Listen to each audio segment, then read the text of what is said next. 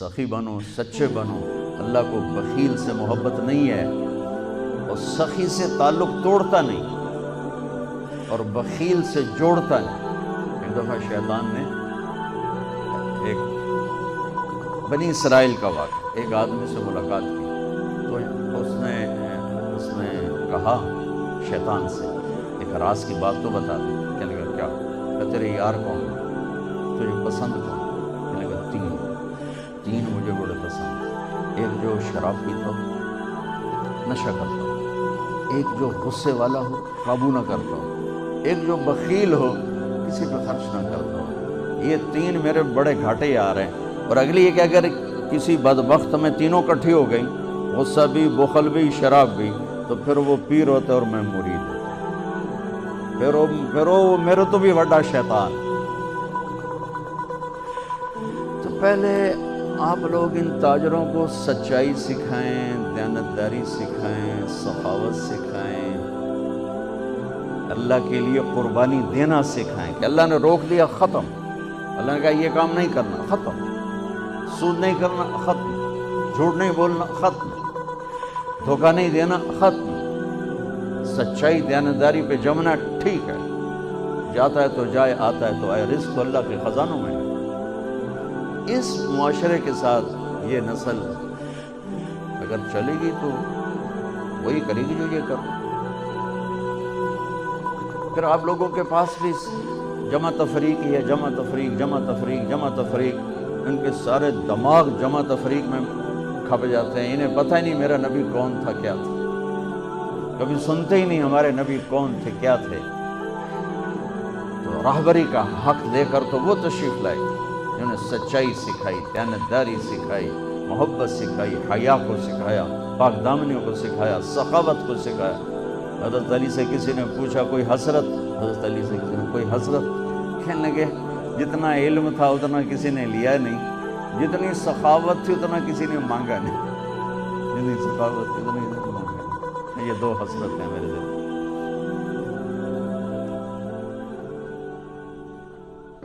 تو اللہ کو سخی پسند ہے، مال خرچ کرنے والا پسند ہے، مالدار ہو۔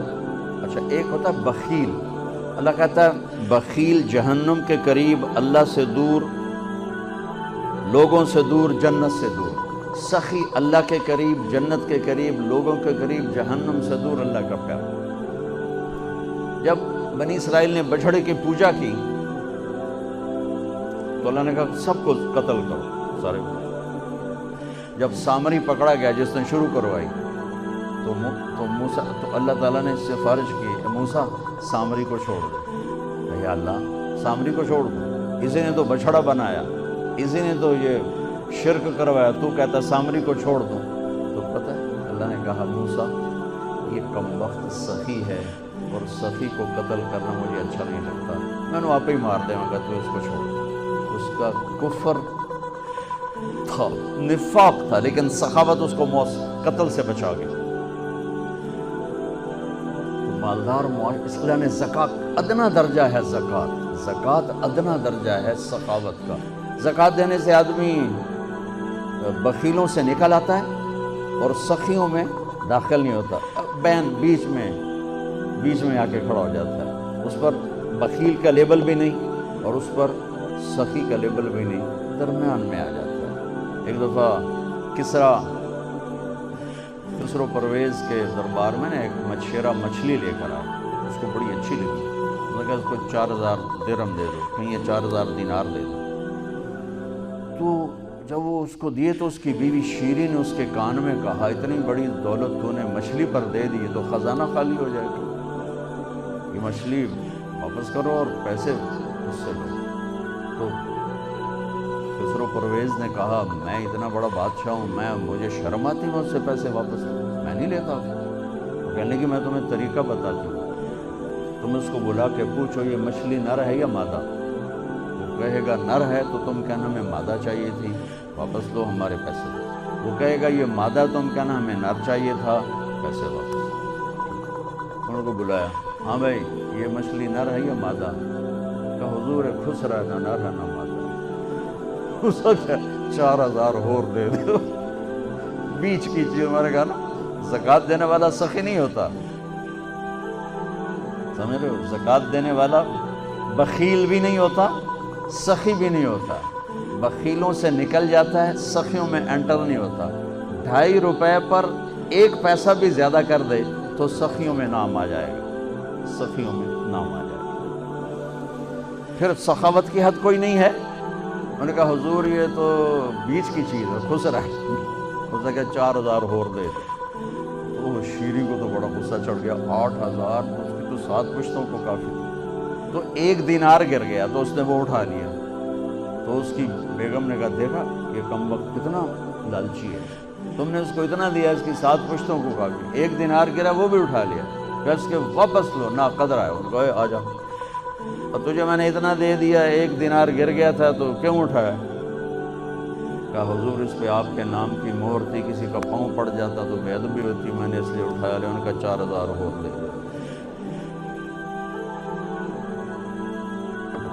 تو بچوں ان تاجروں سے کہتا ہوں سخاوت سیکھو، پہلے یہ سچائی سیکھو، پہلے یہ دیانتداری سیکھو، پہلے یہ اللہ کو رب مان کر اپنی بنیادوں کو، اپنی تجارتوں سے سود نکالیں، جھوٹ نکالیں، 2 رجسٹر نکالیں، دیانتداری پر چلیں۔ اللہ کی قسم زمین آسمان کے دروازے اللہ تعالیٰ کھول دے گا، اور غریبوں پر خرچ کریں کہ اللہ تعالیٰ کو پسند ہے۔ اللہ چاہتا تو سب کو مالدار بنا دیتا ہے، بعض کو کا حاجت مند بنایا کہ اللہ کو دینا پسند ہے، اللہ پاک کو محبوب ہے سخاوت۔ ایک صحابی آئے، یا رسول اللہ ضرورت مندوں کو میری مدد فرمائیں۔ تو آپ نے فرمایا ابھی تو میرے پاس ہے نہیں۔ اس نے کہا تو میں لے لیتا ہوں کسی سے، پھر آپ میری جگہ بھر دینا۔ آپ نے کہا ٹھیک ہے۔ تو حضرت عمر پیچھے سے بولے یا رسول اللہ یہ کیا بات ہے، آپ کے پاس ہے آپ خرچ کریں، آپ کے پاس ہے نہیں اور آپ اس طرح لوگ آپ کے نام پہ قرضے اٹھائیں پھر آپ دیتے پھریں، یہ نہیں کرنا چاہیے۔ تو پیچھے سے ایک اور صحابی تھے عبداللہ بن حذیفہ، ان کا یا رسول اللہ انفق ولا تخش من ذی العرش قلالا، یا رسول اللہ خرچ کریں اور عرش والے سے تنگی کا ڈر نہ کریں۔ تو آپ مسکرائے، آپ نے کہا مجھے اللہ نے اسی بات کا حکم دیا ہے کہ میں خرچ کروں اور عرش والے سے تنگی کا ڈر نہ کروں۔ بہرحال بچوں سچ سیکھو، یہ تمہاری، میں درد سے کہتا ہوں کہ ہمارے تعلیمی ادارے نہیں ہیں، کاروباری ادارے ہیں۔ یہ بچوں کو علم نہیں دے رہے، اور تم بھی کوئی طلبہ نہیں ہو، تم بھی ڈگری والے ہو، تمہیں ڈگری چاہیے یا نوکری چاہیے، بھائی میں تجھے انگوٹھے چھاپ ہو۔ تمہیں علم کا شوق نہیں، انہیں دینے کا شوق نہیں، انہیں بھی کمائی کا شوق ہے اور تمہیں صرف جاب اور ڈگری کا شوق ہے۔ نہ تم میں کوئی علم والا ہے، نہ وہ عشق میں رہی گرمیاں، نہ وہ حسن میں رہی شوخیاں، نہ وہ غزنوی میں تڑپ رہی، نہ وہ غم ہے زلف ایاز میں۔ دینے والوں کو دینے کا شوق نہیں، لینے والوں کو لینے کا شوق نہیں۔ علم تو مر مٹ گیا ہے، وہی قوم سر اٹھا کے زندہ رہے گی جن کا علم اپنا ہوگا۔ تمہارا علم تو باہر سے آتا ہے۔ آج تک ڈاکٹر کہتے رہے مکھن نہ کھاؤ، ملائی نہ کھاؤ، گھیو نہ کھاؤ، دل بند ہو جائے گا، کولیسٹرول بڑھ جائے۔ اب میرا بھائی دل کا ڈاکٹر ہے، اب کہتا ہے کھاؤ، میں کہوں کہ امریکہ کی رپورٹ آ گئی۔ تو تمہارا سارا آقا تو ادھر بیٹھا ہوا ہے، وہ کہیں گے یہ چلا دو چل جائے گا، کہیں روک دو تو رک جائے گا۔ بچوں میرا معاشرہ بہت زوال کا شکار ہے، آپ میری نسل ہو، میری اولاد ہو۔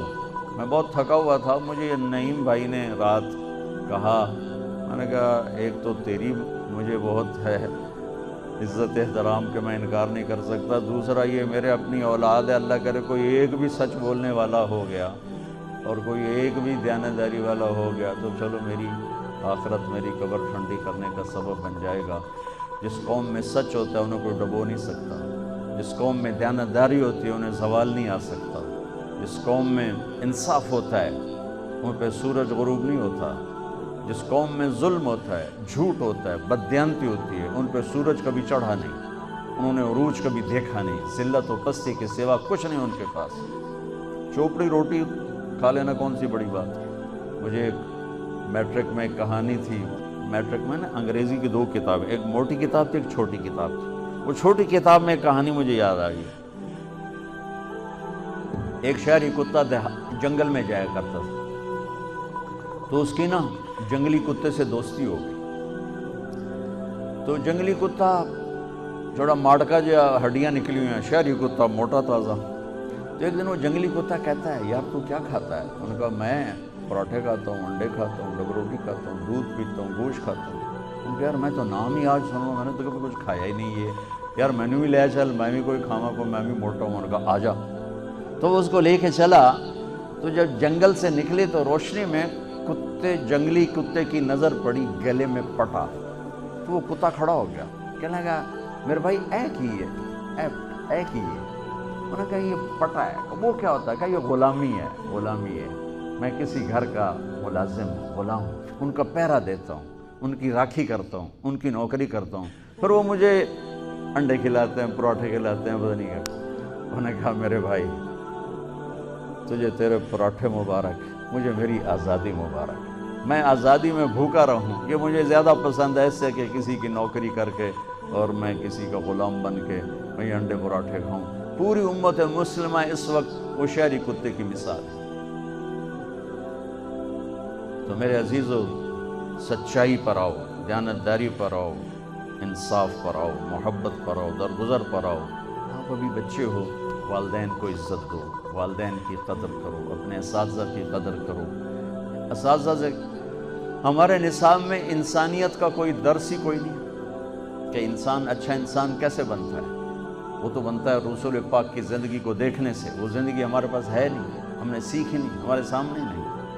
تو مختصر سے وقت میں آپ کو کیا کہہ سکتا ہوں، کوئی بات دل کو لگی ہو تو لے لینا، نہ لگی ہو تو فقیرانہ آئے صدا کر چلے، میاں خوش رہو ہم دعا کر چلے. یہ تبلیغ کا کام اسی کو سیکھنے کی محنت کہ جب آپ لوگوں کو چھٹی ہو، موقع ملے تو کچھ دن جانا، انشاءاللہ بہت فائدہ ہوگا، بہت فائدہ ہوگا. یہ زندگی کو پلٹ دینے والی محنت ہے. کبھی عرش پر، کبھی فرش پر، کبھی ان کے در، کبھی در بدر. غم عاشقی تیرا شکریہ میں کہاں کہاں سے گزر گیا. کبھی راستوں میں تنہا، کبھی ہوں ورود صحرا. میں جنوں کا ہم سفر ہوں، میرا کوئی گھر نہیں ہے.